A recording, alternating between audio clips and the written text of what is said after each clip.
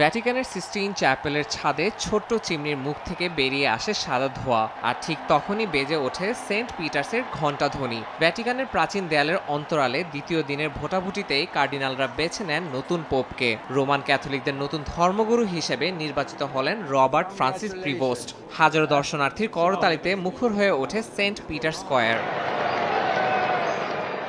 ২৬৭তম pope হিসাবে প্রথমবারের মতো কোনো মার্কিন নাগরিক নির্বাচিত হয়েছেন। যুক্তরাষ্ট্রের এই কার্ডিনালের নতুন নাম দেওয়া হয়েছে পোপ লিও দ্য 14। ৬৯ বছর বয়সী পোপ লিও বহু বছর পেরুতে মিশনারি হিসেবে কাজ করেছেন। পরে সেখানে তিনি আর্চ বিশপ হন। ২০২৩ সালে তাকে ভ্যাটিকানে ডেকে আনেন পোপ ফ্রান্সিস এবং গুরুত্বপূর্ণ বিশপ মনোনয়ন দপ্তরের প্রধান হিসেবে দায়িত্ব দেন। এই পদকে ক্যাথলিক গির্জার সবচেয়ে শক্তিশালী ভূমিকাগুলোর একটি ধরা হয়।